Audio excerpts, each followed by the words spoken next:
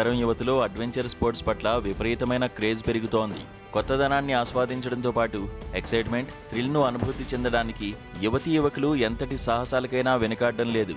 అలాంటి వాటిలో bungee jump అత్యంత ప్రజాదరణ పొందింది.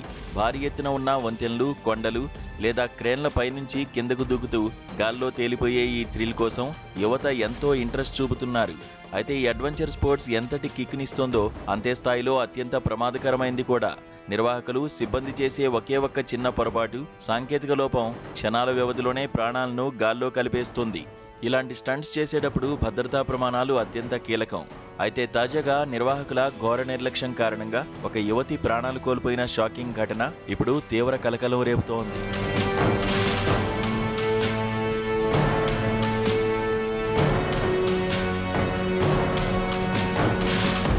ఆమెను ఎలాంటి సేఫ్టీ లేకుండానే కిందకు తోసేశారు. ప్రస్తుతం దీనికి సంబంధించిన వీడియో వైరల్ అవుతోంది.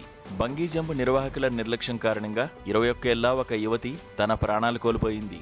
ఈ దారుణమైన ఘటన బ్రెజిల్లోని లైమీరాలో చోటు చేసుకుంది. పోలీసుల కథనం ప్రకారం గ్రేటర్ సావో పాలో ప్రాంతానికి చెందిన మరియా ఎడువార్డా రోడ్రిగ్స్ డి ఫ్రీటాస్ అనే 21 ఏళ్ల యువతి అడ్వెంచర్ గేమ్స్లో పాల్గొనడానికి తన స్నేహితులతో కలిసి లైమీరా ప్రాంతానికి వెళ్ళింది. అక్కడ బంగీ జంప్ చేయడానికి వంతెన పైకి వెళ్లిన ఆ యువతిని కిందకు వదిలేయడానికి ముందు అక్కడి సిబ్బంది ఘోరమైన తప్పు చేశారు.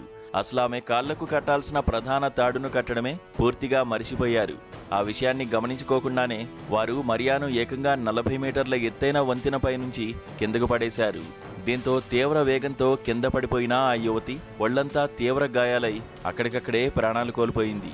ఈ ఘోర ప్రమాదంపై సమాచారం అందుకున్న పోలీసులు వెంటనే ఘటనా స్థలానికి చేరుకుని దర్యాప్తు చేపట్టారు. కేవలం భద్రతా తాడును కట్టకుండా సిబ్బంది నిర్లక్ష్యంగా వ్యవహరించడం వల్లే ఆమె మరణించినట్లు ప్రాథమిక దర్యాప్తులో నిర్ధారించారు. ఈ ఘోర తప్పుకు బాధ్యులైన 6 సిబ్బందిని పోలీసులు ఇప్పటికే అరెస్ట్ చేసి విచారిస్తున్నారు. ఈ విషాద ఘటన అడ్వెంచర్ ప్రియులందరికీ ఒక పెద్ద కనువిప్పు కావాలి. యువత ఇలాంటి ప్రమాదకరమైన స్టంట్స్ చేసేటప్పుడు అత్యంత జాగ్రత్తగా ఉండాలి.